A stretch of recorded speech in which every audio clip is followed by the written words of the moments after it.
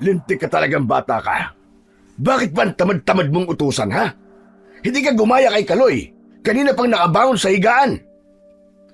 Tay naman natutulog pa po yung tao Mamaya na lang po ng konti. Ang aga-aga pa naman Sus, talaga kang bata ka, oo. Hindi ka ba matatayo dyan? O bubuhusan kita ng tubig? Aba, maawa ka naman doon sa kapatid mo. Naman nakakatamad pa pong kumilos Saka malamig pa po. Kung lulusong kami sa tubig para kumuha ng mga gabi. Si Kaloy na lang po ang utusan nyo.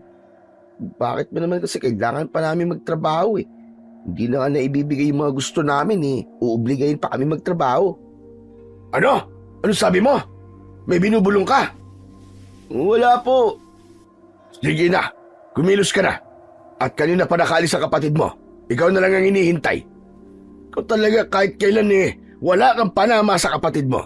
Masipag at maaasahan yon. Hindi katulad mo na tamad. Oo na po, oo na. Siya na po ang magaling. Siya na po ang masipag. Sige na po.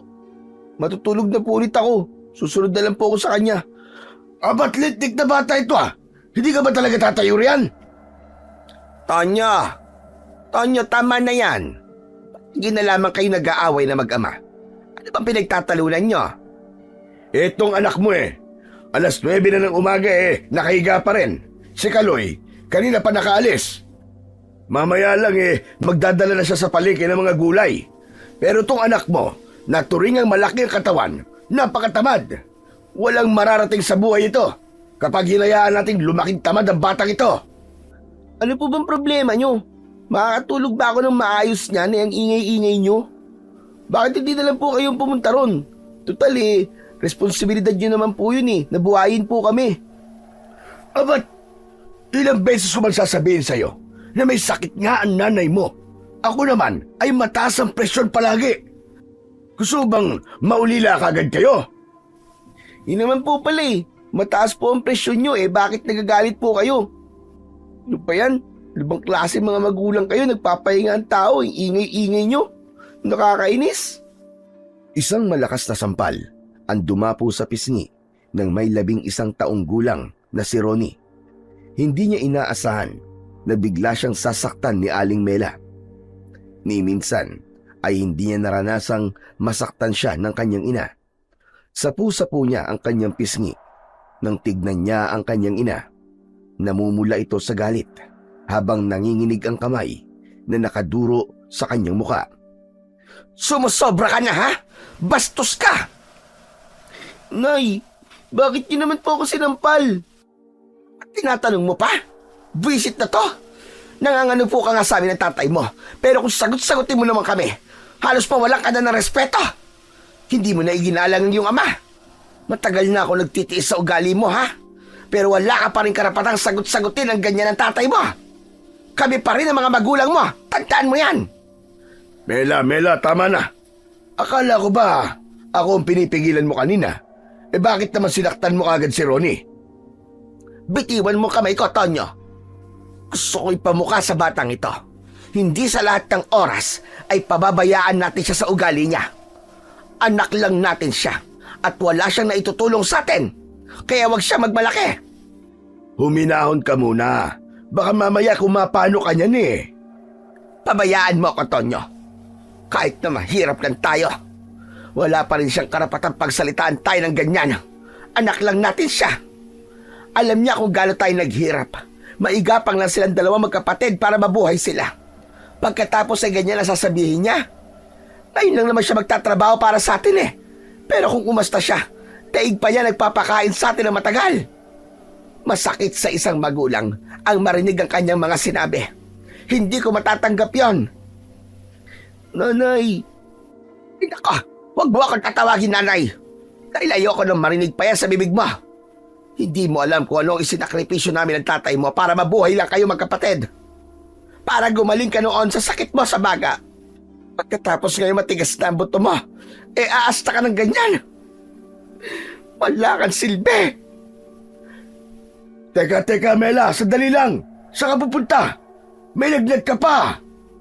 Doon muna ako kina tatay at nanay. Magpapalipas lang ako ng sama ng loob. At baka kung ano pa magawa ko sa batang yan. Bakit tay? Mali po ba mga twiran? Bakit parang sinusumbatan po ko ni nanay? Tanungin mo ang sarili mo kung tama ba ang ginawa mo. Tutal malaki ka na, kaya't buhayin mo na rin ang sarili mo. Nabuhay na namin kayo ng nanay mo at yan lang din ang buhay na kaya naming ibigay sa inyo magkapatid. Pasensya na kung naging mahirap lang tayo. Nang sandaling yon, ay hindi naisip ni Ronnie ang pagkakamaling nagawa. Mas nangibabaw pa rin ang galit niya. Ang sama ng loob niya. Pakiramdam niya, siya ang api dahil si Kaloy lang ang pinag-aral ng kanyang mga magulang. Pagkatapos, madalas pa siyang ikumpara sa kanyang kakambal. Mas panganay siya kay Kaloy dahil nauna siyang lumabas dito ng 5 minuto. Kaya hindi niya lubusang naiintindihan kung bakit ito lang ang kailangan mag-aral. Gayong pareho naman silang magkapatid na matalino. Ngunit hindi man niya aminin sa kanyang sarili. Alam niyang sumobra siya sa kanyang mga nasabi. Kaya siya nasaktan ng kanyang ina. Iinat-inat na napabangon si Ronnie sa kanyang higaan na gawa sa katre. Iniwan siya ng kanyang ama at sumunod ito sa kanyang ina. Panigurado na siya na naman ang lalabas na masama sa paningin ng kanyang lolo at lola sa side ng kanyang nanay.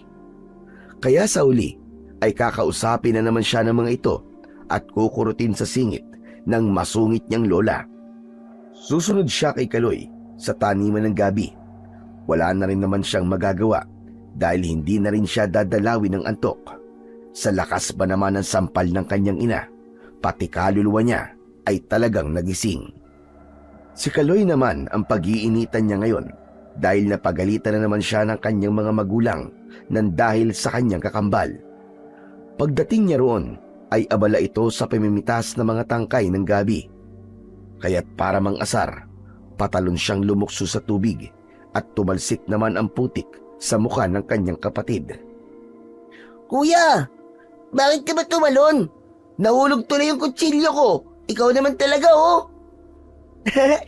Gusto kong tumalon eh. Bakit ba? Teka, sandali lang kuya. Bakit mapula ang pisngi mo? Paano yan? Pakialam mo ba? Hanapin mo na lang yung kutsilyo at gagamitin ko. Bilisan mo. Utos niya kay Kaloy habang nakahalokip-kip ang kanyang braso na pinagmamasdan ang kanyang kapatid. Tila nang aasar ang tingin niya rito at nasisiyahan siya sa hirap na nakikita niya sa kapatid. 2 minuto na itong naghahanap sa kutsilyong nahulog sa tubigan ay hindi pa rin ito nahahanap ang kutsilyo habang siya ay nakatayo na pinapanood lang ang kanyang kapatid sa ginagawa nito. Malapad ang pagkakangiti niya sa labi nang humarap sa kanya si Kaloy. Kuya, tulungan mo naman ako maghanap oh. Sus, kaya mo na yan. Magaling ka di ba? Ibinaling ni Ronnie ang kanyang atensyon sa mga nakatanim na gabi para iwasan ang tingin ng kanyang kapatid. Mataba ang tangkay ng mga gulay na gabi. Dahil nakatanim yon sa tubig na may putik, pati ang ugat nito na ginugulay nila ay ibinibenta rin nila sa palengke. Matatagpuan ang kanilang malawak na taniman ng gabi malapit sa lawa ng Isabela. Tahimik at malayo sa bahay ng mga tao. Madalas ay nangunguha ng gulayin ang ibang tao kahit hindi alam ng may-ari. Kaya ang ginagawa ng kanilang mga magulang ay magtanim ng gabi na malapit sa kabahayan. Tulungan mo na ako kuya, sige na. Kanina pa ako naghahanap eh. Hindi ko talaga mahanap-hanap yung kutsilyo. Malalagot na naman tayo kay tatay nito eh. Pangalawang beses na nating naiwala mga gamit niya. Ha? Nagpapatawa ka ba? O sadyang manhid ka lang? Palaging galit sa akin si tatay no? Sila mag-asawa. Kaya kahit mahanap natin o hindi ang kutsilyo, galit pa rin sila sa akin. Ako ang pinakamasamang nangyari sa buhay nila, hindi ba? Ikaw lang ang anak. Ako naman ang sabit. Kaya manigas ka. Kuya, tumigil ka na nga. Pareho tayong mahal ni nanay at tatay. Kaya huwag ka mag-isip ng ganyan. Lokohin mo ang lela mong panot. Hindi ako tanga, no? Kung gusto mo, hanapin mo mag-isa yung kutsilyo. Totally, diyan ka naman magaling ang magpapansin. Sus, alam ko na. Siguro napagalitan ka na naman ni nanay at tatay, no? Kaya mo sa akin binubunto ng galit mo. Kilala na kita, kuya.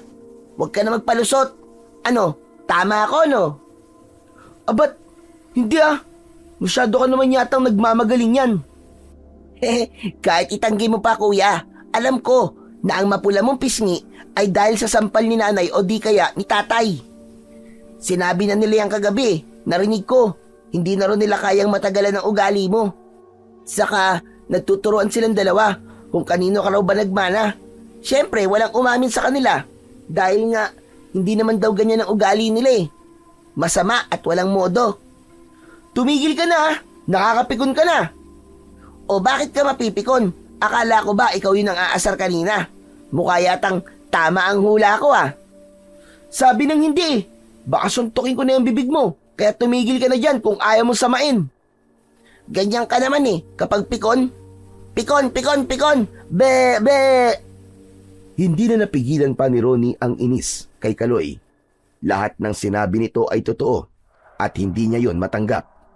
Sa sobrang galit ay nilukso niya ito kaya't napasubsob ito sa putikan. Halos hindi ito makahinga ng tumayo si Kaloy habang ang mga mata lang nito ang labas dahil sa putik. Pero imbis na tulungan ng kapatid ay pinagtawanan pa niya ito. Sa kanya hinibatan. Pakiramdam niya ay nakabawi na siya sa kapatid. Akma na sana niyang itutulak ito nang bigla siyang tumigil. Naramdaman niya na parang may natungtungan siyang matigas na bagay sa ilalim ng kanyang paanan. Kinapa niya ang bilog na bagay na yon na nakabaon sa ilalim ng putik. Nung una ay inakala niyang bao lang yon, pero nagulat siya nang iharap niya ang bagay na yon sa mukha niya. Nanlalaki ang kanyang mga mata na inihagis niya kay Kaloy ang isang bungo ng tao. Ah! Kalansay! May bungo! Isang bungo ng tao! Halos magkasabid-sabid ang paa ni Ronnie sa pagtakbo paahon sa tubig. Naitapon niya ang mga gulayin at lumubog na rin ito sa tubig na may putik. Si Kaloy na hindi makapagsalita habang nanlalaki ang mga matang hawak pa rin ang bungo. Nya! Bungo nga ito! Bungo ng tao, kuya! Sandali, hintayin mo ako! Nang maunawaan ni Kaloy na bungo ng tao ang hawak, ay naihagis nito ang bagay na yon pabalik sa putik. Nauna pa ito kay Ronnie na umahon sa tubig. Nagsisisigaw silang dalawa habang tumatakbo papunta sa bahay nila. Halos hindi lumapat ang kanilang mga paa sa lupa habang ang kanilang takbo ay nagpapa-ekis-ekis sa daan. Si Ronnie naman, na nawala ang tapang, ay iniwan ang kapatid sa kagubatan. Wala siyang pakialam kung saan mapunta si Kaloy. Ang mahalaga, mailigtas niya ang kanyang sarili. Pero biglang nag-cruise ang kanilang takbo at nagkabanggaan silang dalawang magkapatid. Bumagsak sila sa lupa at magkasabay na napasigaw ng dahil sa takot. Anak ng putya naman ako, Kaloy oh! Bakit ba nang babangga ka? Ikaw tong sumalubog sa akin eh. Parang bungo lang kasi natakot ka na. Nakakahawa ka tuloy. Nilalanglang mo lang yung bungo. Bungo yun ng tao, Kaloy. Bungo ng tao. Hindi ka ba nag-aalala na baka may namatay sa lugar na yon at tayo mapagbintangan? Ang hina talaga ng isip mo eh, no? Paano naman tayo madadamay dun? Eh baka nga hindi pa tayo naisisilang nung namatay yun dun eh. Mag-isip ka nga. Sa sobrang galit ay mabilis na napatayo si Ronnie mula sa pagkakaupo niya sa lupa. Itinulak niya si Kaloy. Bumagsak ito sa lupa pero agad din na nakabangon. Habang dahan-dahang tumatayo ay pinipispisan ang maruming damit. Muli niya itong nilapitan at kunelyuhan sa damit. Pero tinabig ni Kaloy ang kanyang kamay at hinarap siya nito na bakas ang galit sa muka. Ang tapang-tapang mo pagdating sa akin. Tapos sa bungo lang eh. Munti ka pang magkandaihi sa short mo. Nakakahiya ka. Abat, sumasagot-sagot ka na sa akin ha. Pero kapag kaharap si nanay at tatay, para kang maamong tupa. Pambihira. Lumabas din ang totoo mong ugali. Bakit pa kaya naging magkakambal tayo eh? Lumalaban ako kapag nasasaktan ako. Kaya kahit kapatid kita, hindi ako natatakot sa'yo. Hindi lang kita pinapatulan. dahil ayoko magbigay ng sama ng loob sa mga magulang natin. Hindi ako katulad mo na walang ibang ginawa kundi magpasarap sa buhay. Tamad at irresponsabling anak. Tapos, tinatanong mo pa ako kung bakit tayo naging magkakambal? Ako, hindi nang iniisip ko. Ang iniisip ko kung bakit nagkaanak si tatay at nanay ng walang kwentang anak na katulad mo. Nandilim ang paningin ni Ronnie dahil sa narinig na sinabi ng kanyang kakambal. Hindi na siya nakapagtimpi ng galit at sinuntok niya ito sa muka. Tinamaan niya ito sa labi, pero gumanti naman ang suntok sa kanya si Kaloy. Tinamaan naman siya sa kanyang sikmura. Bumagsak siya sa lupa habang namimilipit sa sakit. Nilapitan lang siya ni Kaloy at tinignan siya nito ng masama. Hindi na ako papayag na saktan-saktan mo. Pinagbigyan lang kita dahil ayaw ko ng gulo. Pero kuya, kapatid mo ko. Ikaw ang inaasahan ko magtatanggol sa akin kapag may ibang taong nananakit sa akin. Pero ano to? Ikaw pa tong palaging nangaaway sa akin. Tignan mo nga sarili mo. Gawain ba yan ng isang kapatid? Kung masama ang loob mo sa akin dahil ako nag-aaral at hindi ikaw, pwede kong ibigay sa iyo yun. Para wag ka lang maging ganyan. Ang babaw mo. Ano? Mababaw? Huwag ka magmalaki sa akin porkit nasuntok mo ko sa sikmura. Matagal ko na natanggap na hindi ako mahal nila nanay at tatay. Kaya masaya ka na. Lintik ka. At sakit na sikmura ko. Pagsisisihan mo to, gagantihan talaga kita.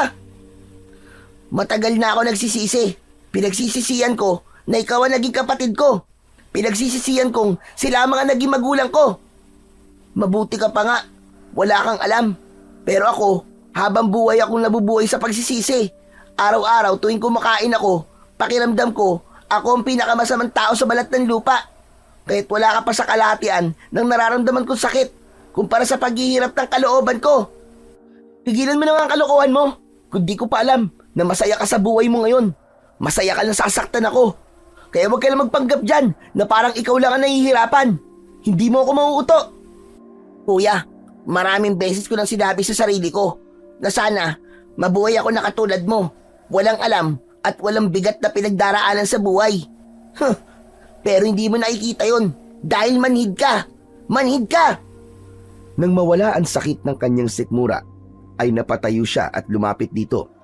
Akma na sana niyang susuntukin sa muka ang kapatid nang mapansin niya ang paggalaw ng mga dahon ng halamang gubat. Natigilan siya at naitulak niya ang kanyang kapatid.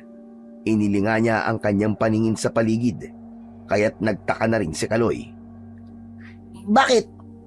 Shh! Huwag ka maingay. Para kasing kanina pang may nakatingin sa atin eh. Naririnig kong parang may mga nilalang na nagtatago sa kakauyan. Guni-guni mo lang yun. Umuwi na tayo. Sandali lang. Bakit ba nagmamadali ka? Tara na. Teka, hindi natin sasabihin kila nanay at tatay ang nakita natin sa patubigan ha. Mag-aalala sila at matatakot eh kapag nalaman nilang may bungo sa taniman ng mga gabi. Napakunot ang noo ni Ronnie habang nakatingin kay Kaloy. Bakas sa mukha nito ang pag-aalala. Napakadali sa kapatid ang magpalit ng emosyon. Ngayon naman ay umaasta itong parang walang nangyari sa kanila. Bakit naman ako makikinig sa'yo? Saka bakit ko naman yung gagawin? Kailangan nilang malaman na may namatay roon. Paano kung may pamilya ang may-ari ng bungo na yun at matagal na pala nilang hinahanap? Pambihira. Hindi ko alam na ganyan ka pala mag-isip. Basta sumunod ka na lang kuya. Mahalagang maitago natin to no. Mapapahamak sila nanay at tatay. Baka mapagbintangan pa silang sila ang pumatay ron eh. Alam ko sa sarili ko na hindi nila yun magagawa. Kaya imposibleng pagbintangan sila sa nangyari sa bungo na yun. Malay natin kung nanggaling lang yun sa lawa at natangay lang ng tubig dun. Imposible yun kuya. Puro ka imposible, batukan na kita dyan eh. Alam ko ang ginagawa ko, kaya hindi ko kailangan ng opinyon mo. Saka baka mayaman yung tao, bigyan pa tayo ng pabuya para sa pagkakahanap natin sa bangkay ng kanilang kaanak. Pera na to no, magiging bato pa. E paano pala kung panganib ang dala niyan at miyembro siya ng kulto o di kaya masamang tao? Kahit na, hindi pa rin ako pumapayag sa gusto mong mangyari. Magsasalita pa sana si Ronnie nang bigla siyang natigilan nang makita ang isang usa. Mabilis itong tumatakbo papalapit sa kanilang kinatatayuan. May sugat na ito sa leeg habang nakalaylay ang bituka sa tiyan nito. Nakabuka ang bibig ng usa na para bang pinagtulungan saktan ito ng kung anong hayop. Napansin din ni Kaloy ang tinitignan ni Ronnie. Kasabay ng pagpihit ng paa ni Kaloy, paharap sa likuran, ay sakto naman ang paglukso ng mga nilalang na humahabol sa usa. Pasadsad itong bumagsak sa lupa ng ilang di pa lang ang agwat sa kanilang kinatatayuan. Napaawang ang kanilang bibig nang makita nila kung paanong pagtulungan ng mga nilalang ang katawan ng kaawa-awang usa. Halos madali nilang napunit ang laman ng usa at nag-aagawan sa pagsubsob sa leeg at tiyan ng hayop. Napapalunok ang magkambal habang hindi nila inaalis ang tingin sa mga halimaw na kumakain sa katawan ng usa. Nagulat sila sa itsura ng mga nilalang na may makintab na kulay berdeng balat. Kaloy, tama ba nakikita natin? Mga palaka na kumakain ng karne ng usa. Mukha silang aso, pero palaka ang kanilang itsura. Saka mahahaba ang kanilang mga kuko sa daliri na kasintalas ng blade. At ang kanilang mga dila, parang mga lubid na iginapos ang paa at binti ng usa. Hindi pa sila nasiyahan, kuya. May kulay puting likido lumalabas sa kanilang bibig na parang asido. Anong gagawin natin, Kaloy? Hindi sila pangkaraniwang mga hayop dahil mapupula ang kanilang mga mata. Pinagmasdang mabuti ni Ronnie ang naging itsura ng katawan ng usa pagkatapos yung malagyan ng kulay puting likido.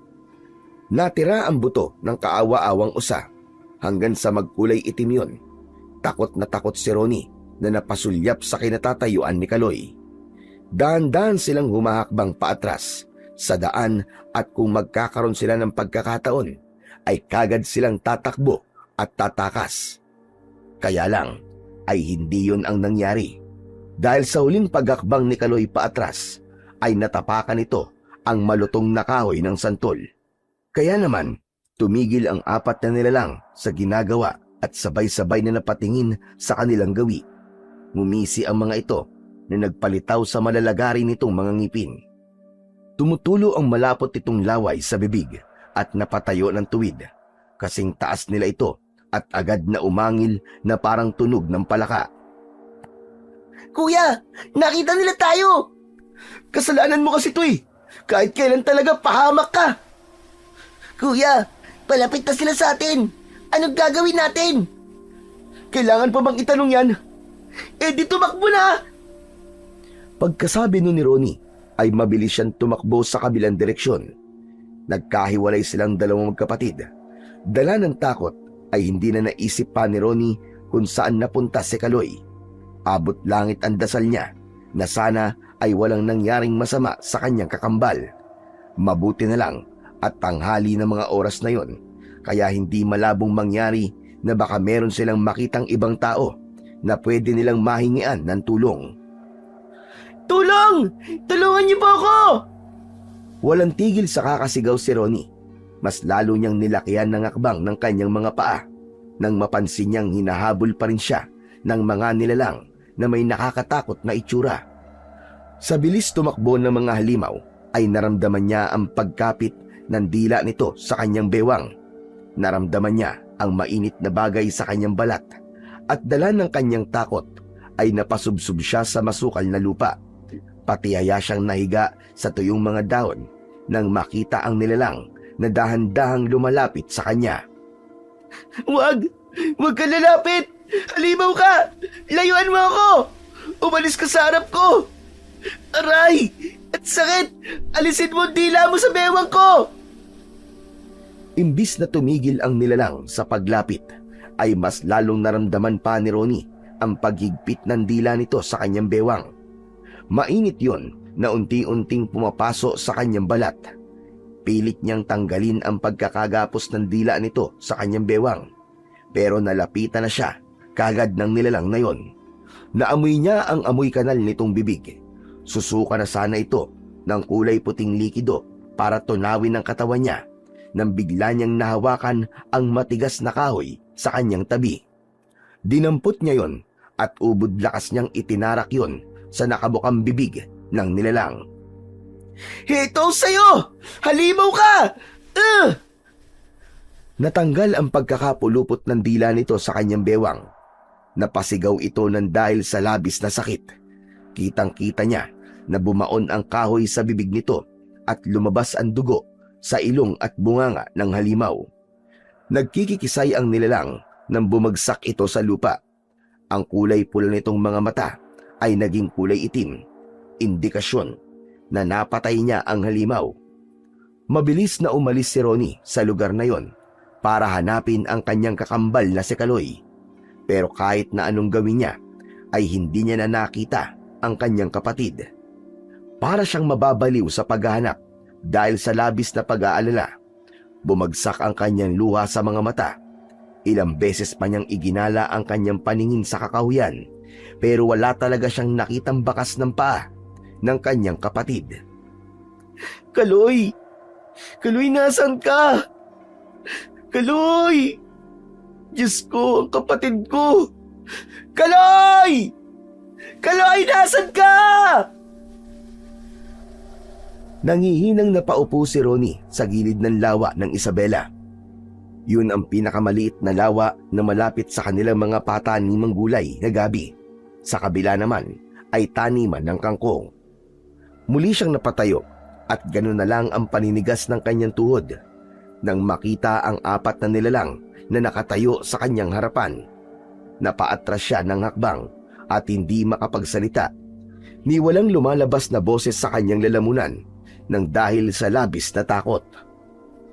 Biglang pumasok sa isip ni Ronnie ang tungkol sa kanyang mga magulang.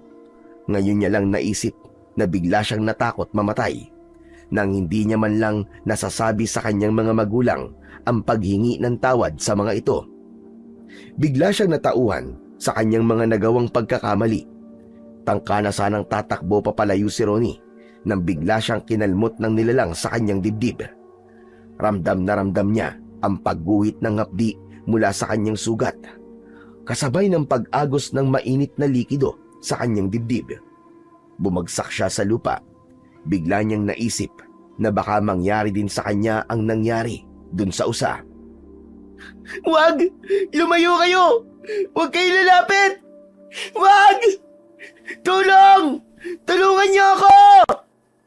Gumapang siya papalayo sa mga nilalang, pero naramdaman niya ang mainit na dila ng mga ito sa kanyang binti, sa kamay, sa leeg, at maging sa kanyang katawan.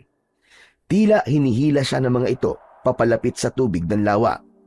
Kumapit siya sa mga halaman na nadadaanan niya. Maging ang mga damong ligaw ay walang nagawa para tulungan siyang hindi madala ng mga halimaw sa tubig. Saktong naramdaman niya ang tubig sa kanyang paanan. Dumating si Kaloy. May dala itong pamalo at mabilis na lumapit sa mga nilalang. Magkakasunod na hampas ang ginawa nito sa mga nilalang na kung hindi siya nagkakamali ay isang uri ng aswang na may kakayahang tumagal sa sikat ng araw. Kuya! Kuya, kumapit ka mabuti! Ililigtas kita! Bakit ka pa bumalik, Kaloy? Humingi ka na sana ng tulong sa mga magulang natin! Kahit pangiwi-ngiwi na ang kanyang muka dahil sa sakit, ay nagawa pa rin niyang sermonan ang kapatid. Pero tuloy lang ito sa pagpalo sa mga aswang at hindi pinansin ang kanyang mga sinasabi. Sakalang natanggal ang mga dila ng mga ito sa kanyang katawan, pero nakagat naman siya ng 2 aswang sa kanyang braso. Ganon din si Kaloy sa binti nito. Siya naman ang nakipaglaban para sa kanyang kapatid. Bumagsak sila sa damuhan habang dumudugo ang kanilang mga sugat. Pero nagulat sila sa pagdating ng isang matandang lalaki. Kuba ito at may mahabang balbas. May hawak itong basket sa kaliwa nitong kamay. Naglalaman yun ng mga bote na may tela. Sa kanang kamay naman ito ay may hawak itong isang uri ng latigo na merong tinik. Hindi niya akalain na ililigtas siya ng kapatid at sa puntong yun, bigla siyang nakaramdam ng hiya, lalo na nang makita niya ang dugo sa hita nito. Ikaw, bata, na may tama ng kagat sa braso, alalayan mo kasama mo sa pagtayo. Tumayo kayo sa likuran ko at kahit na anong mangyari, ay huwag na huwag kayong lalayo sa akin. Nakabuka ang paa ng matanda na para bang kaya silang proteksyonan laban sa 4 na mga aswang. Hinagupit nito ang lupa at sa pagtama ng taling may tinik sa liig ng mga aswang, bumaon yun sa balat ng isang nilalang. Nakita yon ni Ronnie at Kaloy. Mahusay ang matanda sa pakikipaglaban. Kaya't tila natakot ang mga aswang at bumalik ito sa tubig. Akala nila ay ganun lang ang gagawin ng matanda. Bigla itong dumukot ng posporo sa bulsa, saka sinindihan ang tela na nasa bote, sabay hagis sa tubig. Magtaklob kayo ng mga tega! Po! Gawin na lang natin, Kaloy! Bilisan natin! Ilang segundo lang ang lumipas ay sumabog na ang bote na inihagis ng matanda sa tubig. Bumalik sa kanilang kinatatayuan ang mga katawan ng mga nilalang na umatake sa kanila kanina. Luray-luray ang mga katawan nito na kumalat sa lupa. Saka sila hinarap ng matanda. Seryoso ang mukha nito na napapabuntong hininga na nakatingin lang sa kanilang mga sugat. Kitang-kita nila ang unti-unting pagkasunog ng kanilang balat na parang napatakan ng asido. Nagmamadali ang matanda na kumuha ng langis sa bulsa nito at pinatakan ang kanilang mga sugat. Sumunod kayo sa akin! Bilisan nyo! Dahil pansamantala lang ang bisa ng gamot na inilagay ko sa mga sugat nyo. Saan po tayo pupunta? Masakit na masakit po ang sugat namin. Saka yung kapatid ko po, malalim po ang sugat niya sa hita. Alam ko, hindi ako bulag. Sungit naman ito. Hoy! Naririnig kita! Ganyan ba ang tamang pagbibigay pasasalamat sa tao nagligtas sa'yo? Ay, Lolo, pasensya na po kayo kay Kuya. Salamat po sa pagliligtas niyo sa buhay namin na kakambal ko. Alam ko rin na ikaw lang ang kaya magpasalamat sa mga tao nagbibigay sa inyo ng tulong. Ayun na, hindi sila mapapalagay kung narinig na nila ang ingay ng dinamita ko. Binulabog niyo ang kanilang pananahimik. Mga pasaway kayo, mga bata kayo. Pasensya na po, pero mas kailangan po naming umuwi sa bahay. Gusto po naming makita mga magulang namin. Tumigil sa pagakbang ang matandang lalaki at galit na humarap kay Ronnie habang hawak niya si Kaloy na paika-ika sa paglalakad. Kaya halos doble ang kanyang hirap sa pagsunod sa hindi pa nakikilalang matanda. Magpapakita kayo sa mga magulang nyo na ganyan na mga itsura nyo. Sinulyapan ni Ronnie ang suot nilang mga damit. Punong-puno yun ng putik, lalo na ang napunit niyang damit sa bewang. Maging ang panay na pagtulo ng kanilang dugo sa kanilang mga sugat ay nakadagdag rin sa hindi magandang mga itsura nila. Nilulubos ko lang ang pagtulong sa inyo. Hindi ko kayo maaaring iwan sa ganyang kalagayan. Kaya tara na, simulan nyo na maglakad. Di hamak na mas malapit ang daan papunta sa bahay ko kaysa ang daan papunta sa bahay nyo. Huwag kayo mag-alala. Isa kong albularyo at alam ko kung paano matatanggal ang laway ng mga nilalang na yon sa mga sugat nyo. Pero ayos na po kami, Lolo. Kaya na po namin ang sakit. Huwag kang masyadong mayabang bata. Ni hindi nyo nga alam kung ano ang mga nilalang na umatake sa inyo kanina. Alam nyo ba, nakasimbagsik ng rabis ng aso at kamandag ng ahas ang kanilang mga laway. Napatakan ko lang yan ng langis, pero makakaranas pa rin kayo ng epekto ng lason mula sa kanilang kagat. Sa haba ng mga sinabi ng matanda, ay napilitan ang magkapatid na sumunod dito, kahit nag-aalala na baka hanapin sila ng kanilang mga magulang. Ilang minuto ang lumipas sa kanilang paglalakad, ay narating nila ang malawak na bakuran na merong isang katamtamang laki ng kubo. Marami ang nakatanim na puno at halamang gamot, bulaklak at marami pang iba na may kinalaman sa uri ng buhay ng matanda. Nakilala nila si Lolo Pilo, isang antingerong albularyo na wala pang isang taon na dumating sa baryo ng Mayog. Pumasok sila hanggang sa loob ng bahay ng matanda. Tumambad naman sa kanilang paningin ang naglalakihang garapon na nakapatong sa estante na gawa sa tabla ng kahoy. Meron yung laman ng iba't ibang kulay na likido na ayon sa matanda ay katas ng mga dahon na may kakayahang magpagaling sa mga sugat. Uupo pa lang sana sina Ronnie at Kaloy sa bangkong gawa sa kawayan nang bigla na siyang nakaramdam ng panginginig ng kanyang katawan. At alam niyang maging si Kaloy ay nararanasan din ang ganong pakiramdam. Yan na nga ba ang sinasabi ko eh. Tapos, gusto niyo pang bumalik sa bahay niyo kagad. Paano ba to? Kailangan ko malagyan ng gamot ang sugat niyo. Nagsabay pa talaga kayong magkapatid. Lolo, si Kaloy na lang po ang unahin niyong gamutin. Nakikiusap po ako sa inyo. Aba, hindi yata ako makapaniwalang mas gusto mo pang unahin kong gamutin ang kapatid mo kaysa sa'yo. Nakakatuwa naman. Kailangan mo pa masaktan bago ka pa matauhan. Alam mo na ngayon kung ano ang halaga ng isang kapatid. Kaya nga po, nagkamali po ako, Lolo. Kaya pakiusap, hanggat kaya ko pong tiisin, gawin niyo na po ang sinasabi ko. Iligtas niyo po ang kapatid ko, Lolo. Rinig na rinig ni Ronnie ang malakas na ungol ni Kaloy sa tabi niya. Nakahiga sila sa sahig na gawa sa tabla ng kahoy, kaya gumagalaw ang kanilang kinahihigaan. Habang nagkikikisay ang katawan ng kanyang kapatid, hindi rin makontrol ni Ronnie ang paninigas ng kanyang mga daliri sa kamay. Masakit na masakit ang sugat niya sa braso na parang unti-unting natutunaw ang kanyang laman. Mabilis na tumayo si Lolo Pilo at pumasok sa kusina. Pagbalik ay may dala na itong mga dahon at palangganang may laman na malinis na tubig. Ibinaba ni Lolo Pilo ang palanggana sa sahig, saka nilinisan ang sugat ng kapatid. Habang pinapanood niya ang ginagawa nito, hindi naman siya makabangon at panay ang pagtulo ng kanyang laway. Si Kaloy naman ay bumubula ang bibig dahil sa mas malalim ang sugat nito sa hita kumpara sa kanya.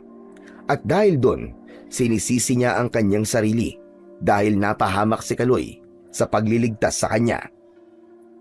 Konting hapdi lang ang mararamdaman mong sakit sa gamot na ito ng langis ng kobra. Mabis ang pangontra ito sa lason at kamandag ng kahit na anong hayop. Ilang minuto lang ay mawawala na ang pananakit ng sugat nyo. Pagkatapos nitong gamutin si Kaloy, ay siya naman ang nilapitan ng matanda. Naramdaman niya ang pagdampi ng malamig na tela habang nililinisan ng matanda ang kanyang sugat. Pagkatapos ay kumuha ito ng ilang dahon ng bayabas at ninuyayon bago itinapal sa kanilang mga sugat. Kasunod ang katamtamang init ng langis na sinasabi nitong galing sa katas ng kobra. Maya-maya pa ay tumayo ang matanda at binuhat si Kaloy para dalhin naman sa kwarto nito. Kasunod siya na hindi pa rin makagalaw sa pagkakahiga. Nang maayos na ang kanilang higa sa katre, iginala niya ang kanyang paningin sa buong paligid. Napansin niya na maganda ang itsura ng kwarto ng matanda. Napapalibutan yun ng maraming larawan ng isang batang lalaki. Sa katabi naman ng litrato ay mga sandata na panlaban sa mga aswang o kahit na anong mababangis na hayop. Ilang saglit pa ay bigla niyang naramdaman ang unti-unting pagkawala ng sakit sa kanyang sugat. Banayad na rin ang panghiga ni Kaloy habang nakapikit ang kanyang mga mata. Ngayong alam nyo na ang epekto ng kagat ng mga aswang o naundin sa katawan ng tao. Siguro naman, babawasan nyo ang tapang at paglalayas. Mabuti na lang talaga at narinig ko kayo sumisigaw habang nangunguha ako ng gatong sa kakauyan. Ano po? Aswang na undin? Iyan po ba ang tawag sa mga nilalang na yun? Oo, sila ay mga kalahi ng palaka na madalas na makikita sa tubig, pero umaahon sila kapag nakaramdam sila ng gutom at nagambala nyo ang kanilang panginginain. Tinutunaw nila ang katawan ng kanilang biktima gamit ang sarili nilang laway. At kapag natunaw nila ito at buto na lang ang natira, dadalhin naman nila yon sa tirahan nila. Dahil naniniwala ang mga undin na kapag nakatira sila sa piling ng mga butong nabibiktima nila, ay katatakutan sila ng mga antingerong gustong pumatay sa kanila. Diyos ko po, Lolo. Kung ganun matagal na pong merong undin sa baryo natin. Oo, merong mga nag-aalaga sa kanila, kaya patuloy silang dumarami. Ano po ang kadalasan nilang kinakain, Lolo? Lamang loob at karne ng tao. Pangalawang pagpipilian nila ay ang pagkain ng hayop, lalo na kapag nagugutom na talaga sila at nagkataon na nakita nyo ang kanilang itsura, kaya bigla nila kayong inatake. Kaya sana sa susunod, wag na kayong maglalayas pa ng walang kasama. Hindi po kami naglalayas. Trabaho po ang ipinunta namin sa bundok, Lolo. Teka, saan po ba naninirahan ng mga undin, Lolo Pilo? Katulad ng sinabi ko, sa tubigang may putik sila nakatira at umaahon lang sila para kumain ng tao at ng mga hayop. Pero wala naman po napapabalitang nawawala po sa baryong ito. Dahil sa ibang lugar sila kumukuha ng ipapakain sa mga undin. At kung minsan, dumadayo rin ang mga undin sa malalayong lugar para mambiktima ng mga tao. Sa ganung paraan, hindi mahahanap kung nasaan ang kanilang tirahan. Teka, Lolo Pilo, sinasabi niyo po bang meron po nagpapakain sa mga undin? Ang ibig pong sabihin may mga taong nakakaalam sa undin at sila nag-aalaga sa mga yon? Malungkot na napatango si Lolo Pilo. Napansin niyang parang nagpunas ito ng luha sa mga mata bago nagkunwaring tumingin sa kabilang direksyon. Tumingin ka sa dingding. Siya ang apo ko na matagal nang nawawala. Masakit ang mawalan ng apo, pero mas masakit na mawalan ng anak. Kaisa-isa kong anak si Marisa. Nagpakamatay siya nang mawala ang kanyang anak. Para na rin akong 2 beses nawala ng pamilya. Ilang araw lang pagkatapos ng pagkamatay ng aking anak, pinabayaan naman ng aking asawa ang kanyang sarili. Nawalan siya ng ganang kumain at madalas na umiiyak. Hindi nagtagal ay namatay rin siya. Kaya ang buhay na kinuha sa akin ng mga undin na yon ay 3. Kaya't pagbabayaran nila ang mga buhay na kinuha nila sa akin, kasama ng mga taong nag-aalaga sa kanila. Paano niyo po nasabing undin po ang kumuha sa apo niyo, Lolo? Dahil sa malapot na laway na iniiwan nila sa lugar kung saan nila inaatake ang kanilang biktima. At maghahatid lang sana ang aking apo ng pagkain para sa akin. Nang mangyari yun, naiwan niya ang basket na ito. Itinuro ng matanda ang basket na naglalaman ng mga bote. Nakita niya itong daladala ng matanda kanina nang iligtas sila nito. Kaya isinumpa ko sa sarili kong gagamitin ko ang basket na ito para pumatay ng mga undin. Kahit ang makita ko lang na mabangis na hayop na papatay sa mga tao, ay papatayin ko rin. Lahat sila. Hindi ko patatawarin. Sandali lang, at may kukunin akong 2 pananggalang. Nasa malaking baul ko mga yon sa ilalim ng Katre Moroni. Yumuko ang matanda, kaya nagkaroon ng pagkakataon si Ronnie na pagmasdan si Kaloy habang mariin itong nakapikit. Nanginginig ang talukap ng mga mata nito, kaya alam niyang gising ito at nakikinig lang sa kanilang pinag-uusapan.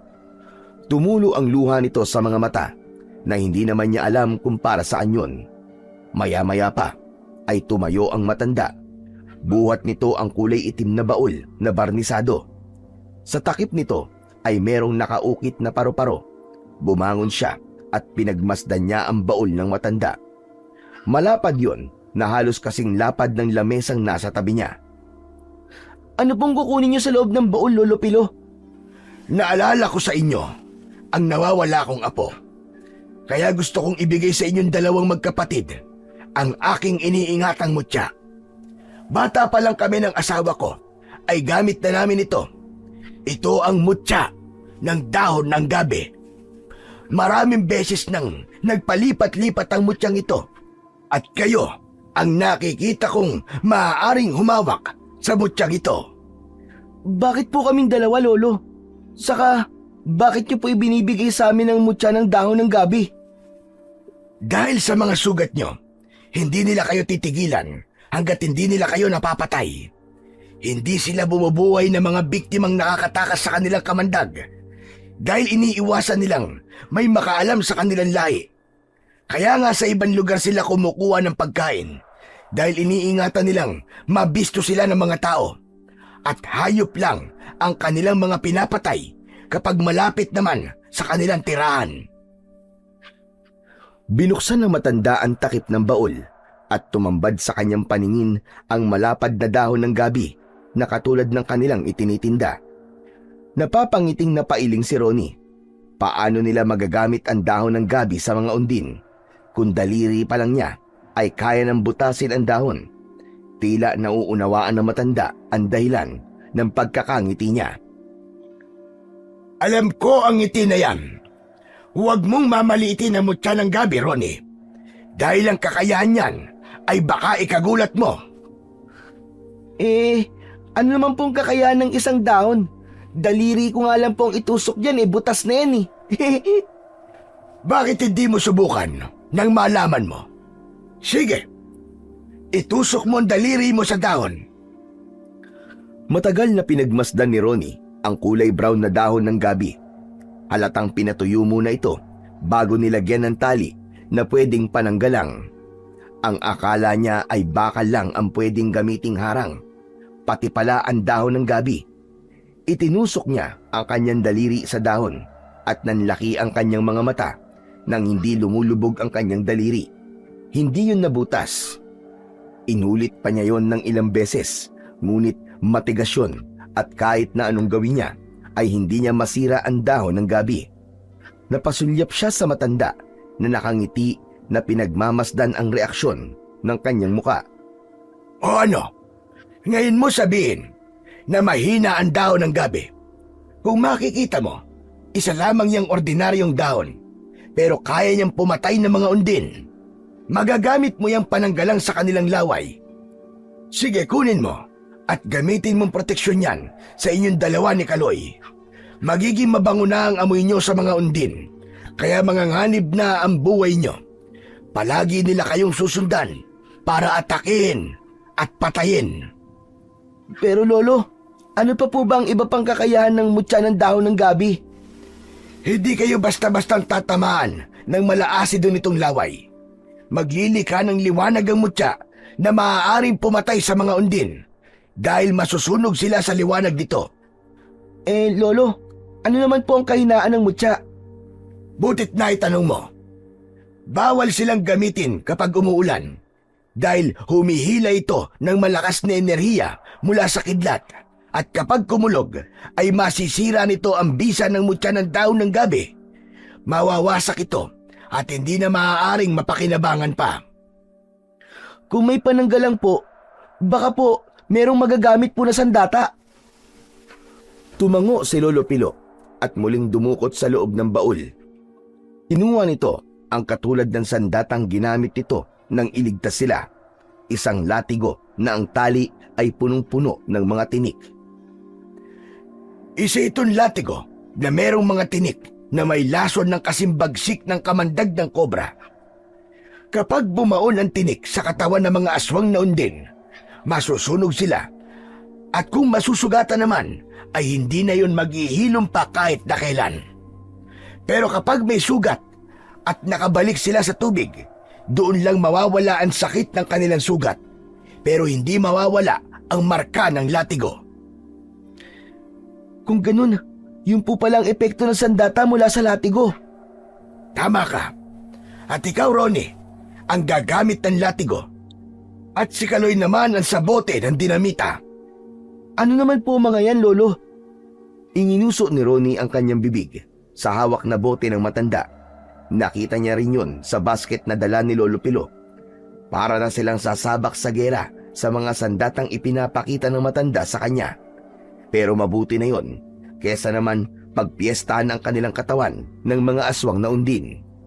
Hindi niya tuloy masabi sa matanda ang tungkol sa bungo na nahanap nila sa taniman ng gulay. Natatakot siya na baka tama nga si Kaloy. Mahirap pa rin na bastang magtiwala sa tao at baka mapagkamalan ang kanilang mga magulang na pumatay sa may-ari ng bungo. Bumangon ka na, Kaloy. Alam kong kanina ka pang nakikinig sa amin ni Ronnie at nagpapanggap ka lamang na tulog. Para sa'yo ang mga gamit na ito. Bakas sa mukha ni Kaloy ang pagkadismaya nang bumangon nito sa higaan. Seryoso itong nakatingin sa mga bote. Ano po mga yan? Ang boteng ito na merong mitya ay naglalaman ng gasolina. Isa itong uri ng dinamita. Pero tinatawag ito na tukarol. Nakamamatay rin ito at kaya nitong tumbasan ang lakas ng tunay na dinamita. Ikaw ang gagamit nito, Kaloy.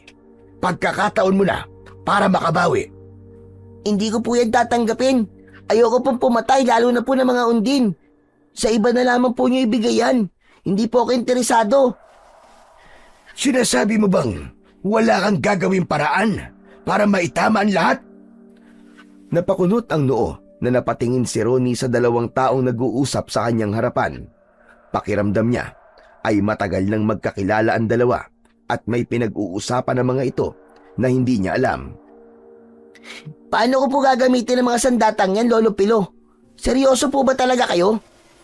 Tulong ito, Kaloy. Tulong. Ito lamang ang magagawa ko para sa inyo. Para sa iyo. Iniligtas mo ko nang makita mo kong lasing at walang malay sa daan. May asong ligaw na aatake sa akin noon. Pero dahil sa ginawa mo, ay nailigtas mo ang buhay ko. Hayaan mo kong suklian ang pagtulong mo sa akin sa pamamagitan ng mutya ng daw ng gabi. O siya, bago kayo umuwi, ilagay niyo ang pananggalang sa braso niyo. Huwag kayo mag-alala. Natitiklop ito, kaya hindi kayo mapapansin ng mga tao na may dala kayong daw ng gabi. Hindi naman po yun ang inaalala ko eh. Ano ka ba? Tanggapin mo na lang, Kaloy. Saka natakot talaga ako kanina. Muntik na akong lapain ng mga undi na yun. Pagkatapos tanggapin ng magkapatid ang kanilang sandata, ay nagpaalam na sila sa matanda. Medyo madilim na ang paligid nang umalis sila. Gusto sana ni Lolo Pilo na bukas pa sila umuwi. Kaya lang ay naisip nila ang kanilang mga magulang na baka nag-aalala na sa kanila. Kaya't kahit gabi na ay tinahak nila ang kadiliman ng kagubatan. Ipinadala sa kanila ng matanda ang luma nitong gasera at dahil maliwanag naman ang sikat ng buwan, malinaw din nilang nakikita ang kanilang dinaraanan. Pagdating nila sa gitnang kagubatan ay saglit na huminto sa paglalakad si Ronnie. Inilinga niya ang kanyang paningin. Kakaiba ang galaw ng mga dahon sa paligid. Malamig ang simoy ng hangin at maingay rin ang huni ng mga kulisap sa mga puno. Kasunod ang pag-iinit ng kanilang pananggalang. Natatandaan nilang magbibigay ang mutya ng kakaibang pakiramdam na magbibigay sa kanila ng babala kapag may aswang sa paligid. Humanda ka, Kaloy. Nararamdaman ko nasa paligid lang sila. Umatras ang magkapatid sa pagakbang at pinakiramdaman ang mga galaw ng dahon sa paligid. Hindi nga nagtagal ay lumabas na ang mga aswang na undin sa kakahuyan. Bakas sa mga mukha ng mga ito ang galit na parang sadya silang inaabangan. Iwinasiwas ni Kaloy ang dala nitong gasera. Umalingaw-ngaw ang huni ng mga halimaw. Inilabas ni Ronnie ang kanyang sandata. Sabay hagupit niya sa lupa. Napaatras ang mga undin. Bigla silang natakot sa hawak ni Ronnie. Idagdag pa ang pagliwanag ng kanilang pananggalang. Kaya lang ay sumasama sa hangin ang amoy ng kanilang mga sugat. Mabilis na tumalon ng isang undin na may butlig-butlig pa sa katawan. Sakto ang pagkakabagsak nito sa harap ni Ronnie. Bigla itong nagpalabas ng malapot na kulay puting likido sa bibig nito at idinurayon sa kanya. Naiharang niya ang kanyang pananggalang. Bumalik ang laway ng undin sa katawan ng nilalang at kitang-kita niyang napaso ito sa sariling laway. Bumagsak ito sa damuhan habang hindi malaman kung ano ang unang hahawakan sa katawan. Aha! Yan pala ang katapat nyo ah! Wala na bang ibang susugod? Sige! Ngayon kayo umatake! Sumugod kayo! Kuya, ano ka ba? Pwede ba? Huwag mo munang pairali ng kayabangan mo. Kapag nagpakita tayo ng takot sa kanila, hindi rin sila matatakot na umatake sa atin. Kaya hindi yun kayabangan, kundi katapangan. Hindi ka ba nakinig kay Lolo Pilo? Kayo magkausap kanina, di ba? Bawasan daw ang katapangan. Magkasabay silang napalingon sa kakawyan nang makita nila ang isang pangkat ng mga undin. Nagulat sila sa laki at dami ng mga aswang. Dismayadong napasulyap sa kanya si Kaloy. Kita mo na? Ang bunga ng pagmamalaki mo. Ang kailangan ko lang ay umuwi sa mga magulang natin at wala na akong balak pang lumaban sa kanila. Isip mo ba na baka sa mga sandaling ito at hindi pa tayo nakakauwi, nahalap na nila tayo? Sila ang mapapahamak, kaya tara na. Umuwi na muna tayo sa bahay. Oo na, sige na. Akma na sanang tatakbo ang dalawang magkapatid papalayo. Pero naramdaman nila ang mga dila na pumulupot sa kanilang katawan. Maging ang kanilang mga braso ay nakagapos na din ng madulas na dila ng mga undin. Hinila silang papalapit sa mga kalaban. Biglang naisip ni Kaloy na sindihan ang tukarol nito o dinamitang gawa sa bote. Sumisirit ang liwanag na nagmumula sa nasindihang mitya. Sabay hagis sa mga nakatayong mga aswang. Isang malakas na pagsabog ang narinig sa buong kagubatan. Bumagsak sa lupa ang mga nagkapira-pirasong katawan ng mga undin. Naiwan ang mga dila na nakadikit sa kanilang katawan. Anak ng... Yak! Nakakadiri! Halos nakatikwas ang kamay ni Ronnie nang tanggalin niya ang dila ng undin sa kanyang katawan. Pagkatapos nilang malinisan ang kanilang mga sarili mula sa dugo ng mga undin, ay sinugod naman sila ng mga natitirang undin. Umakyat ang mga ito sa puno bago lumukso ng pag-atake sa kanila. Walang iniwan sa galaw ng mga palaka ang kilos ng mga undin. Iniharang ni Ronnie ang kanyang mutya sa kanyang ulo. Kaya naman, pagbagsak ng aswang sa kanyang pananggalang ay tumalsik ito sa katawan ng punong kahoy. Pagbagsak ng undin sa lupa ay sinundan yun ng paghagupit ng kanyang latigo sa katawan nito.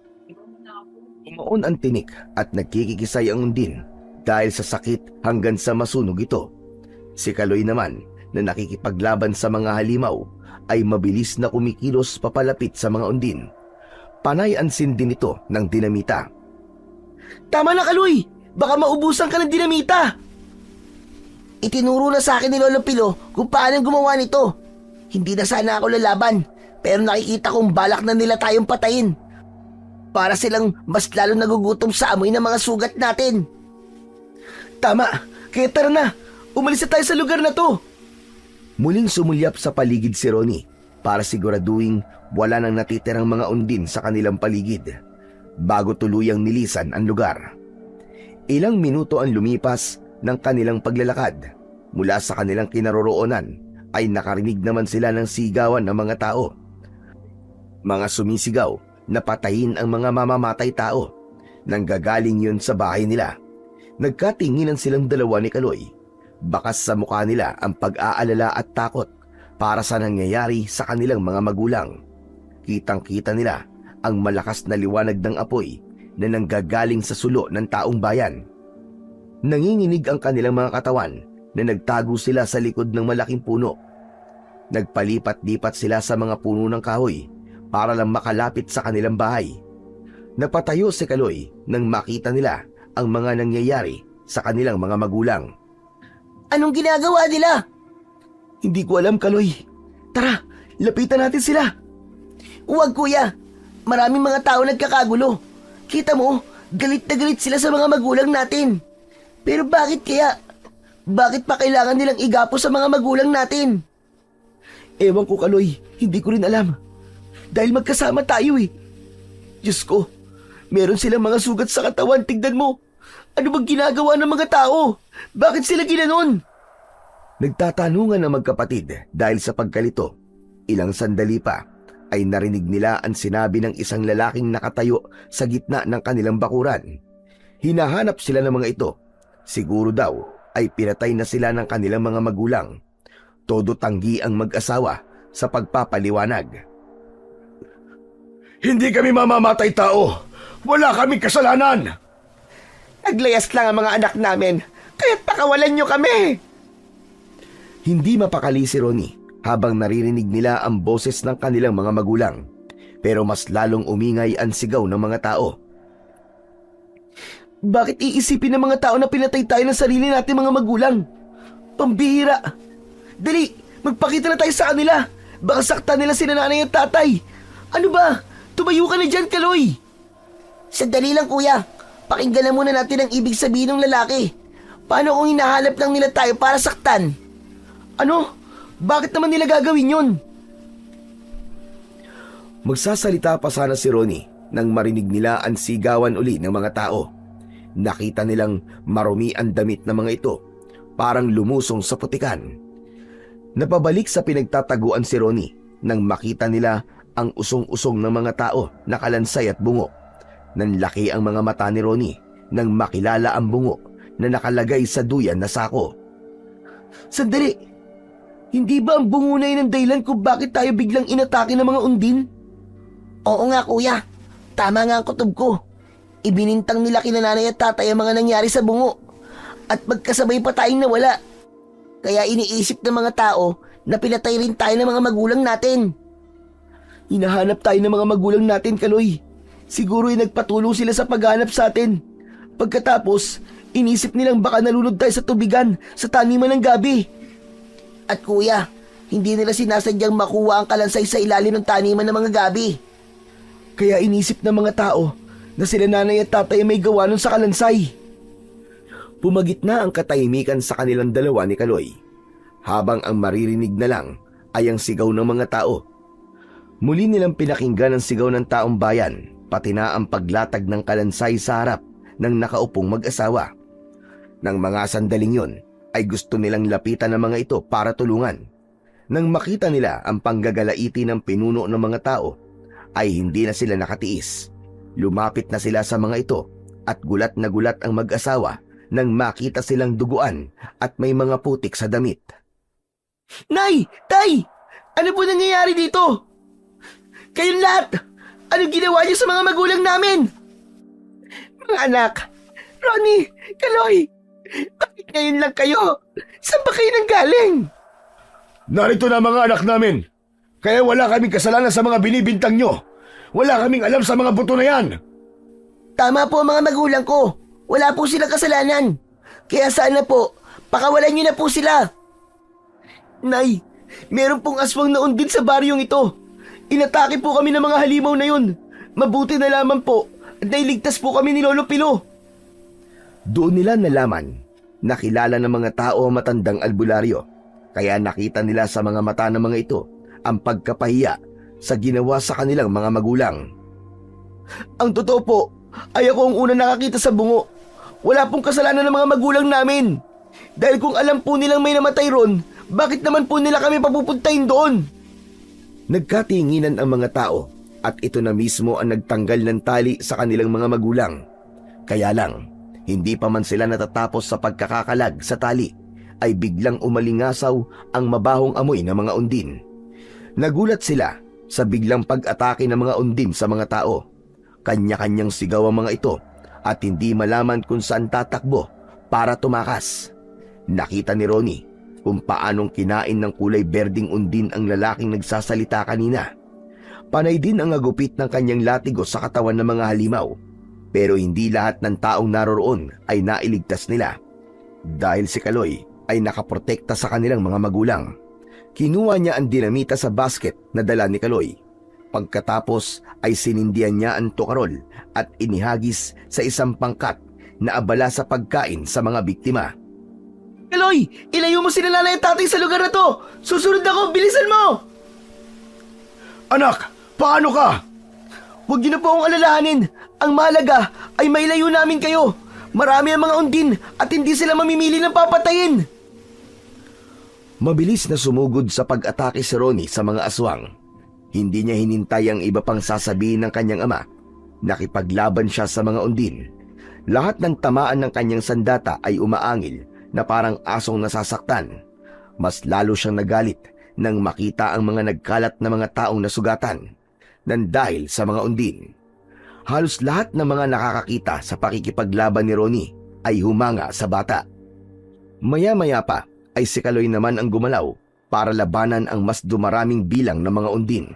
Kahit sila lang at ang aswang ang nakakakita sa liwanag na nanggagaling sa mutya, tila naging dahilan yon para mabilis nilang masaktan ng mga undin. Bawat paggagupit ni Ronnie sa kanyang latigo sa katawan ng mga aswang ay magkakasabay rin na bumabagsak ang mga ito sa lupa, habang unti-unting nasusunog ang katawan mula sa tama ng kanyang sandata. Naiiwan naman ang malalapot nitong laway sa lupa kung saan ito namamatay. Mga anak, mag-ingat kayo! Ronnie, sa likod mo, anak! Si Kaloy ang sumalo sa pag-atake ng undin sa likod ni Ronnie.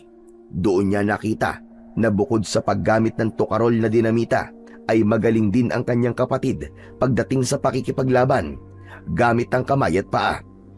Pagbagsak ng aswang ay sasabayan naman ni Ronnie ng paggagupit niya ng latigo sa katawan ng mga ito hanggang sa tuluyan nilang naubos ang mga undin. Ang ibang mga taong nakaligtas sa pag-atake ng mga aswang ay natauhan at humingi ng tawad sa kanilang mga magulang. Tumahimik ang paligid at ang maririnig na lamang ay ang mga iyak at daing ng mga nasugatang biktima. Nagkalat ang patay na katawan ng mga undin, katabi ng mga taong nasawi sa pag-atake ng mga aswang. Mabilis na lumapit si Ronnie sa kanilang mga magulang. Tila nakalimutan ng mga ito ang naging away nila kahapon.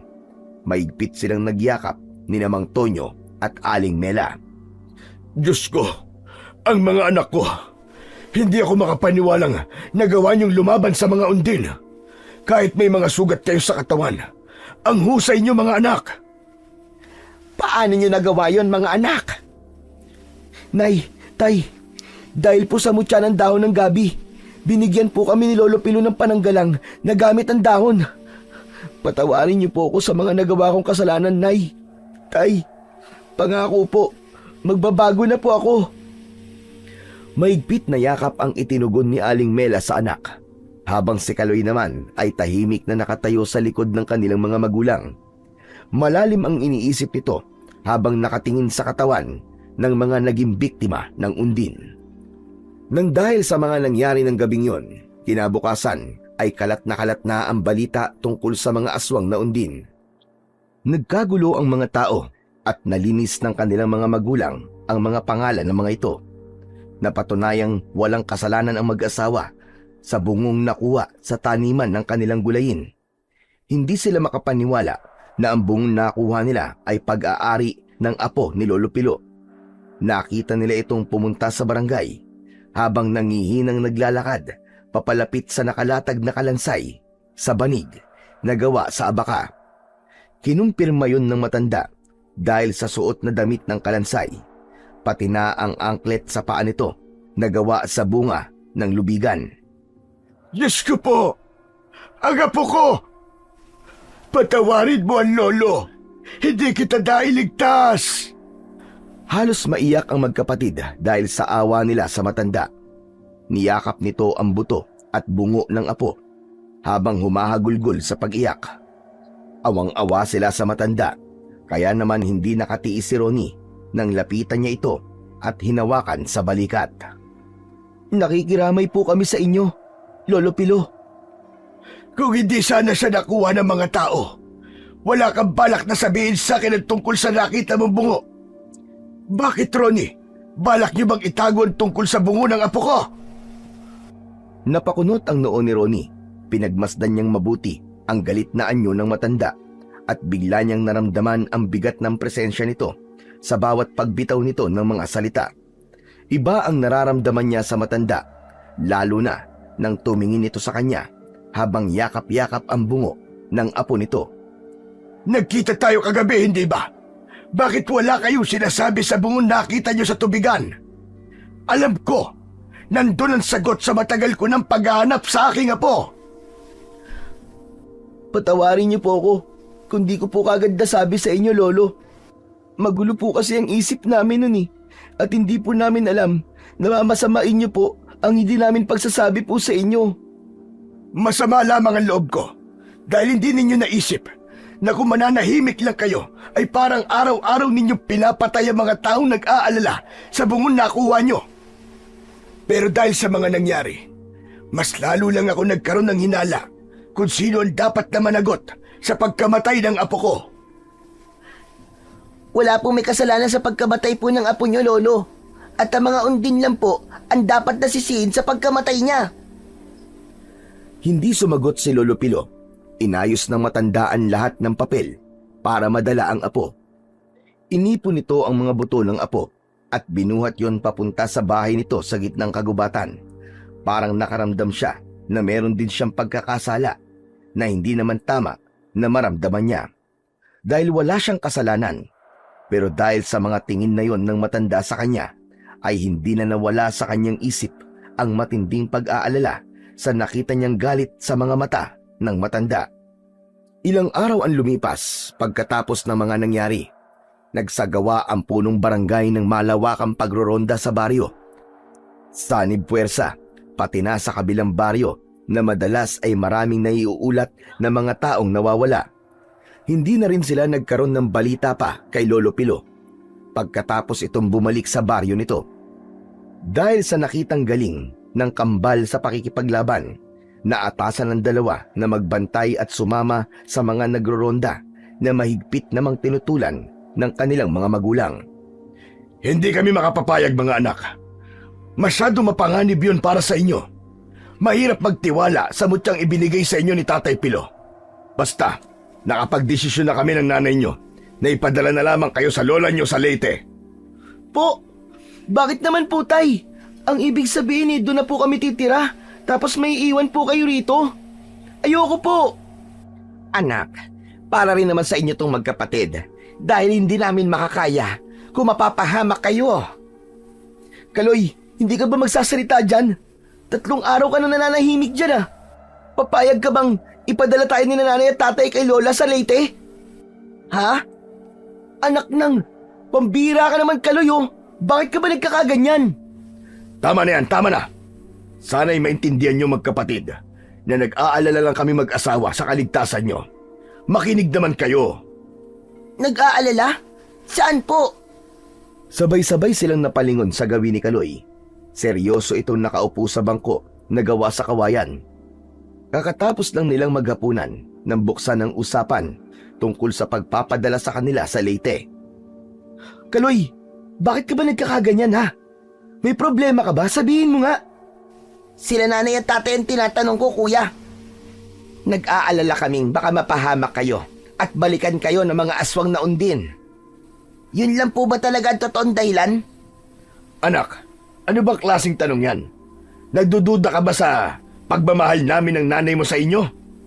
Talaga po bang may magulang na kayang ipahamak ang mga anak para sa kayamanan o sa lapi? Kaloy, ano ba? Bakit ka ba nagsasalita ng ganyan, Hindi ka naman ganyan dati, Nagbago ang kapatid mo, tapos ikaw naman ngayon ang papalit. Pero nay, wala pa naman po masamang salita na lumalabas sa bibig ko, Kaya hindi pa po masama ang ugali ko. Nagtatanong pa lang naman po ako. Ako ngayon napapansin ko rin kay Kaloy. Parang may nagbago sa kanya.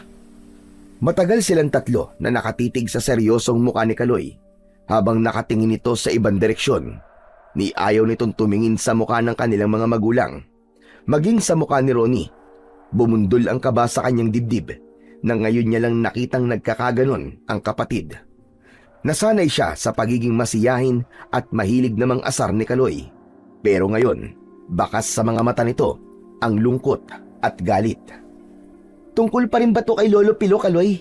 Kaya ka nagkakaganyan? Nag-aalala na ako sa iyo, Bakit parang ang layo-layo mo na sa Kaloy na kilala ko? Basta, kuya. Hindi ako papayag na ipadala tayo ni nanay at tatay kay Lola. Pero bakit, anak? Bigyan mo kami ng magandang dahilan kung bakit gusto mo manatili rito. Bigyan niyo po muna ako ng magandang dahilan, Tay, kung bakit niyo rin po kami gustong ipadala kay Lola.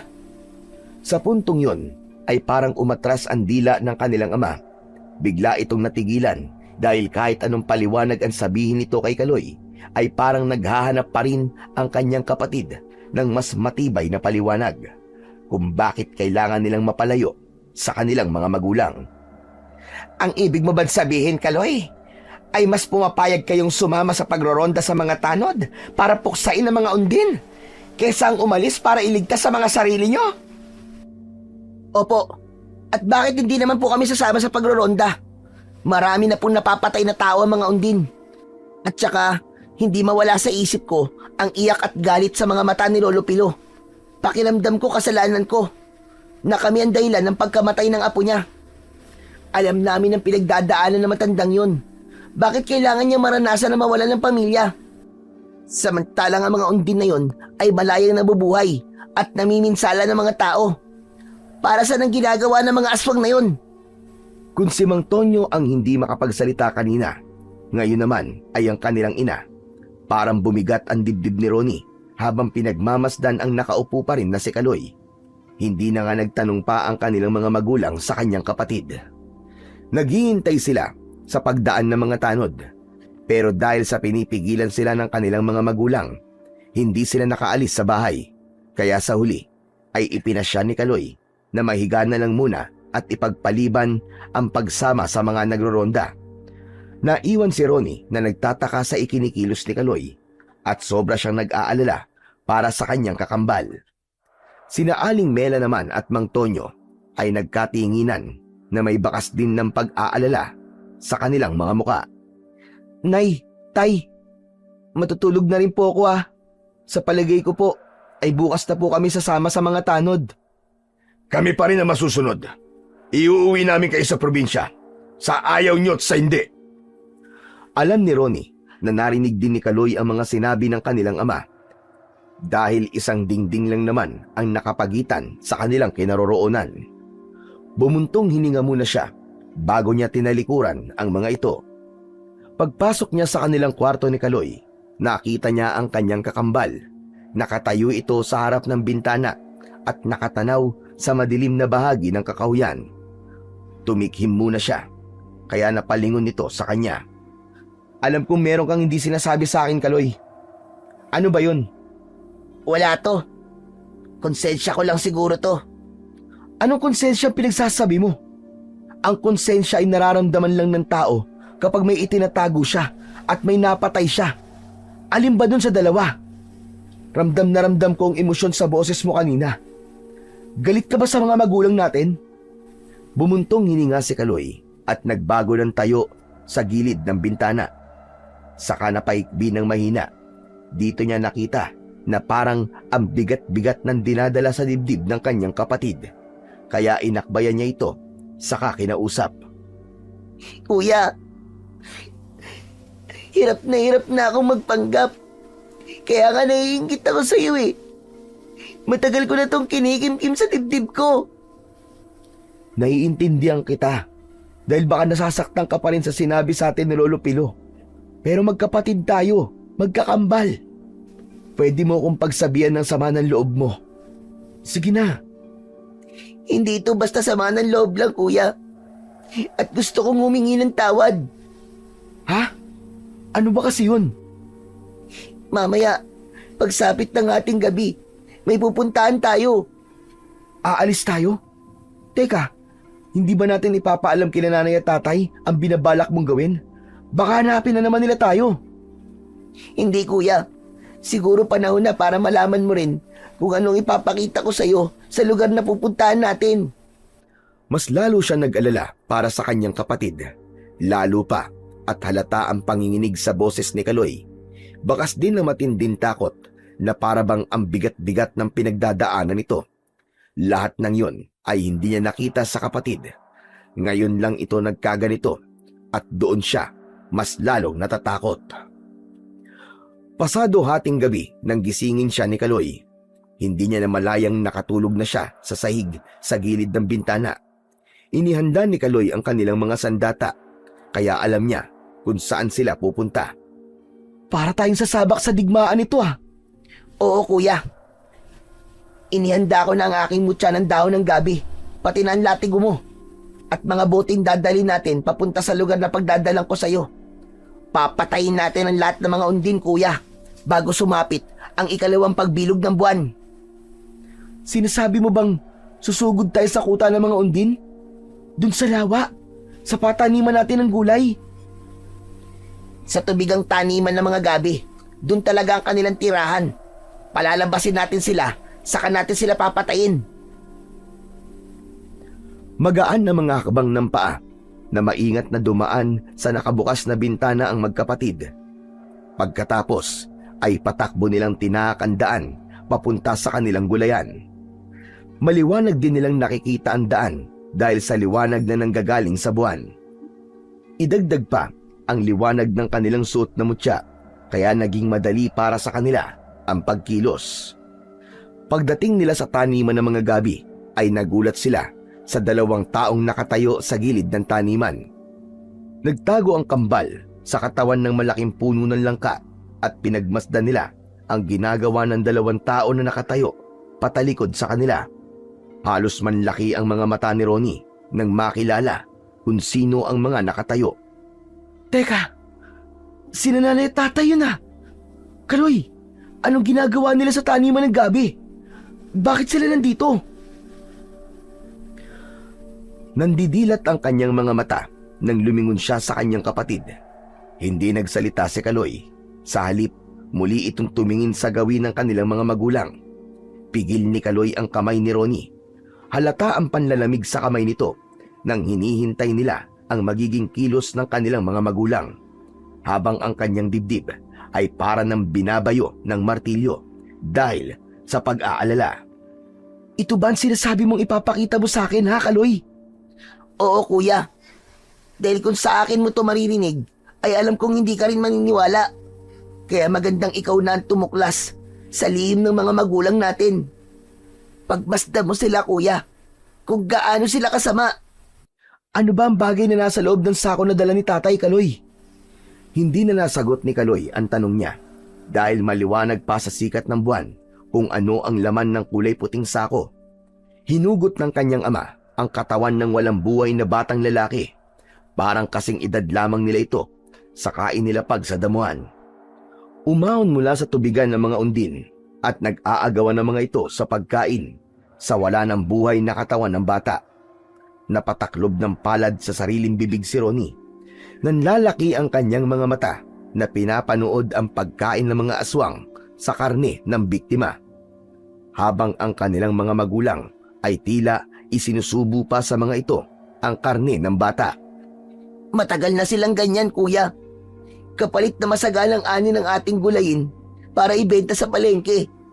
Naniniwala si nanay at tatay na ang dugo ng tao ang magbibigay ng pataba sa mga gabi na manggagaling naman sa dumi ng mga undin. Diyos ko, Kaloy. Gaano nila katagal tong ginagawa? Hindi talaga ako makapaniwalang sila ang mga magulang natin. Napayuko sa kinatatayuan si Kaloy at napahikbi ng matinis. Ramdam na ramdam ni Ronnie ang bigat at hirap sa pagpasa nito ng lihim ng kanilang mga magulang. Kaya alam niya na kung bakit nagkakaganito ang kapatid. Ang totoo, kuya, nandito rin ako nung una ko masaksiyan ang pagpatay ng mga undin sa apo ni Lolo Pilo. Kaya na marinig ko mga sinabi niya sa harap ng buto ng kanyang apo. Natakot ako, kuya, pakiramdam ko kasalanan ko. Kuya, hindi ko kayang masaktan si nanay at tatay, pero hindi ko rin kayang matagalan ang mga ginagawa nila. Kaya ba sa una pa lang alam mo nang tungkol sa bungo? Kaya pala hindi ka nagulat nung una kong makita ang bungo ng bata. Kaya rin pilit na sinasabi mo na ilihim natin sa mga magulang natin ang tungkol sa bungo. Ilang taong ka nagpanggap na wala kang alam. Pero Kaloy, mali ito. Mali yung ginawa mo. Hindi na dapat mabuhay ang mga undin at dapat panagutan ng mga magulang natin ang kanilang mga kasalanan. Pero kuya, paano sila? Magulang natin sila. Naiipit tayo sa dalawang nag-uumpugang bato. Hindi, Kaloy. Hindi ko kukonsintihin na maling gawain ng mga magulang natin. Nasa kamay na natin ang hustisyang nararapat para sa mga biktima. Teka, kuya. Anong binabalak mo? Papatayin mo ba sila? Ang mga undin ang papatayin ko. Sina nanay at tatay, kailangan natin silang isuko. Dahil yun ang tama. Dahil kung hindi nyo gagawin yon, mapipilitan akong patayin ng mga magulang ninyo dahil sa ginawa nila sa apo ko. Halos manlaki ang mga mata ng magkapatid nang biglang sumulpot sa kanilang likuran si Lolo Pilo. Dala nito ang maraming dinamita. Sinindihan nito isa-isa ang mga bote at nagulat sila nang bigla itong sumigaw pasugod sa mga undin. Hindi na hinintay ng matanda na magsalita pa si Ronnie. Maging ang kanilang mga magulang ay nagulat din sa pagsulpot ni Lolo Pilo. Inihagis ng matanda ang maraming dinamita sa tubig. Maya-maya pa ay ang mga tanod naman ang biglang sumulpot sa kakahuyan.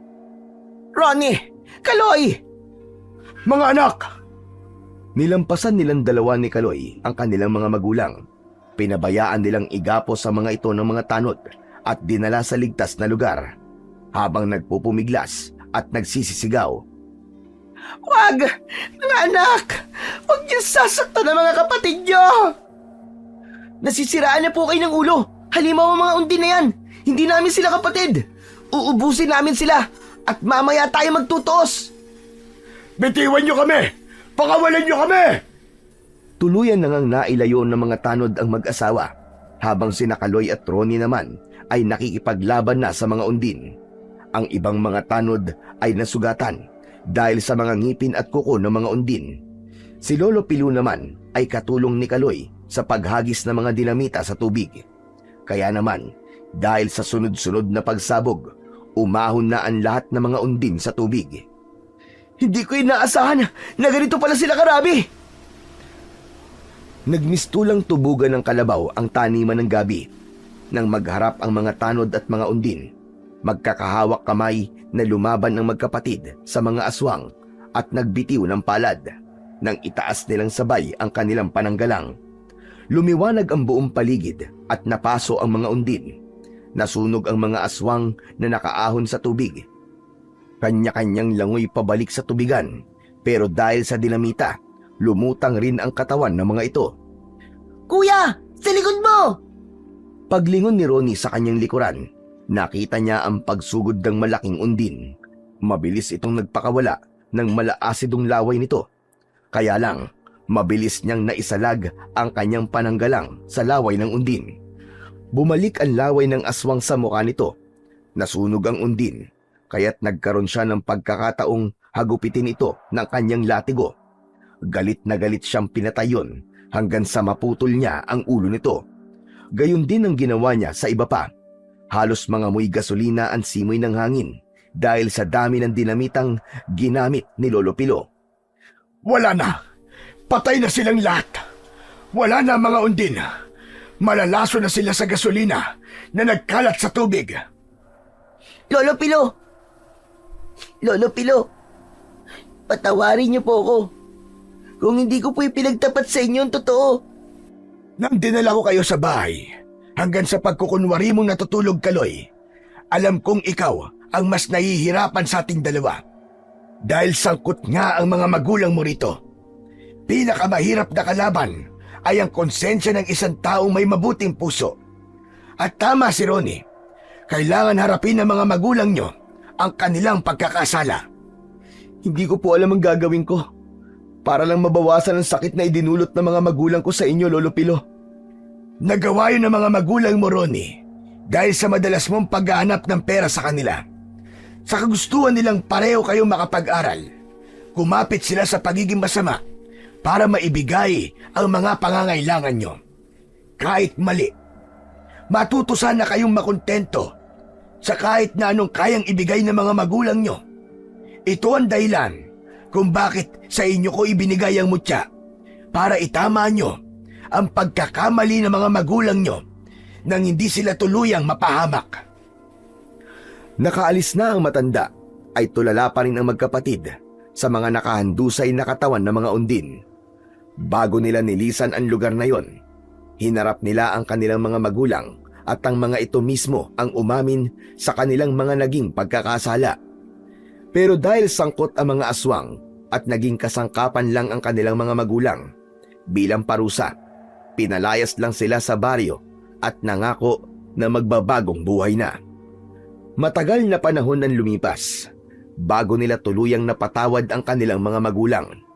Sa probinsya ng Leyte, kapiling ng kanilang lola, sa side ng kanilang ama. Nagpatuloy sila sa pag-aaral at nabuhay ng payapa, habang lubos na pinagsisisihan ang mga nagawa nilang kasalanan sa mata ng mga tao at sa mata ng Diyos. Umaasa ang kambal na makakamit din ng kanilang mga magulang ang katotoong katahimikan ng kanilang kalooban. Samantalang si Ronnie at Kaloy naman ay naging mga tanod ng kanilang bagong baryo habang nag-aaral sa kolehiyo.